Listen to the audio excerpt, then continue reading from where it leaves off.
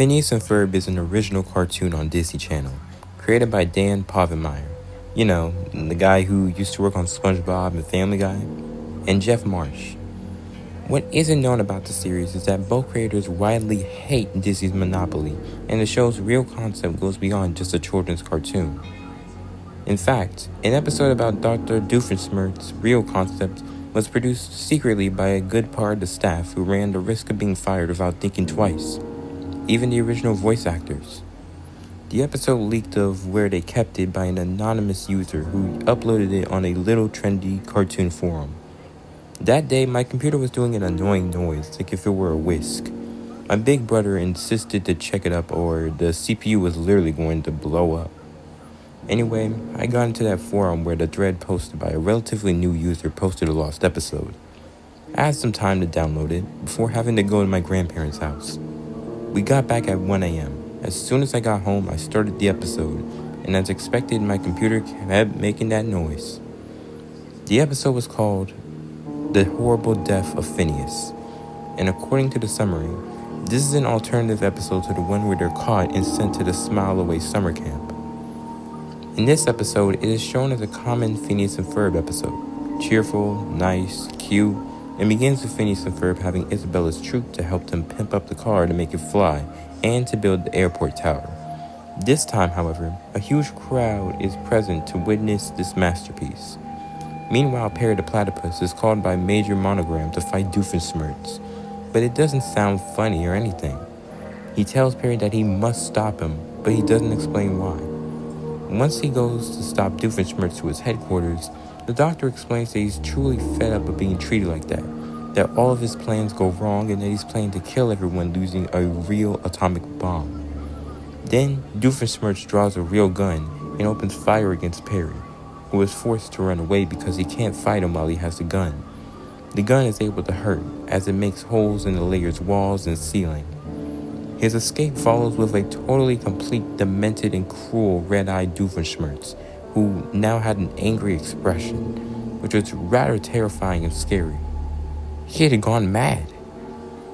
He then chased Perry during a short but sadistic sequence, and Perry is almost killed, but luckily manages to dodge the shots and escape his lab.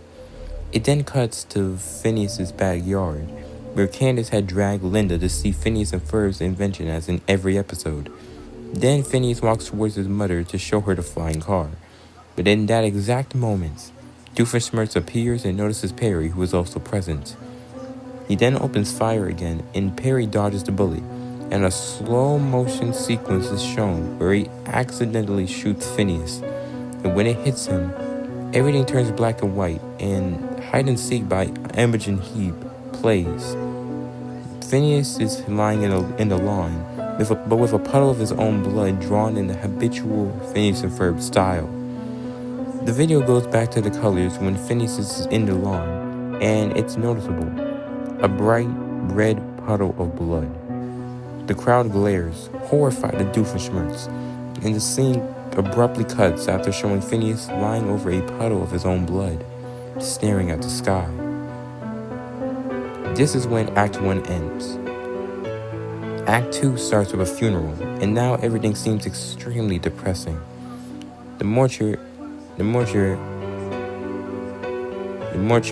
is mostly black, and the stained glass windows which enlighten the room are a depressing monochrome tone. Candace, Linda, Lawrence, and Ferb look very forlorn. The explorer troupe laments as well, and the camera focuses during 2 insufferable minutes on Isabella crying inconsolably. It sounded so real, as if the voice actress was actually crying to make this scene. Candace, in extreme grief, regrets about this while furiously hitting Phineas's coffin, crying about how this wouldn't have happened if she didn't try to catch them.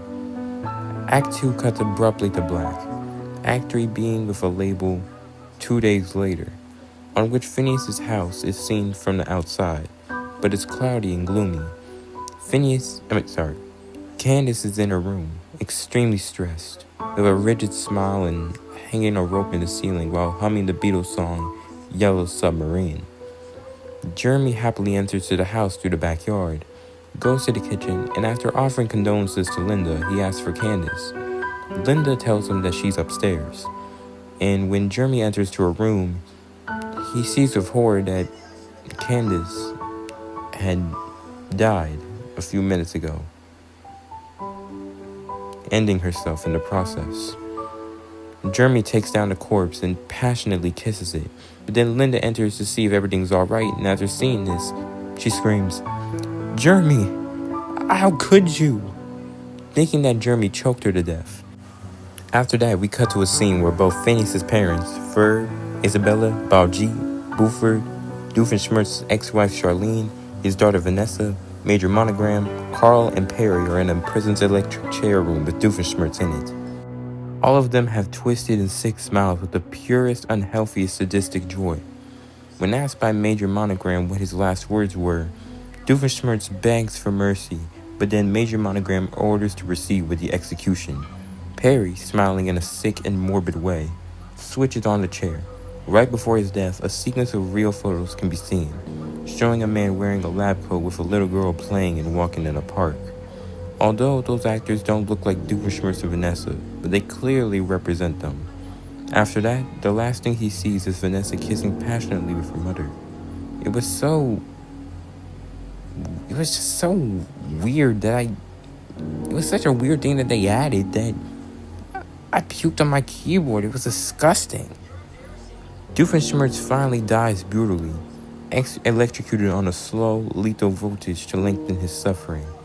At the end, Ferb says something around the lines of, "Irony is cruel, but not as much as hell." The episode ended with Doofenshmirtz's lifeless body being examined by a doctor to see if he was alive, which he wasn't, to which he was placed onto a stretcher, covered up in a white blanket, and carried out of the room by two men. The next morning, I tried to look for the episode again, but I was unsuccessful. But when I went to the forum, I found out that the user was banned, and there's a chance that the file possibly no longer exists.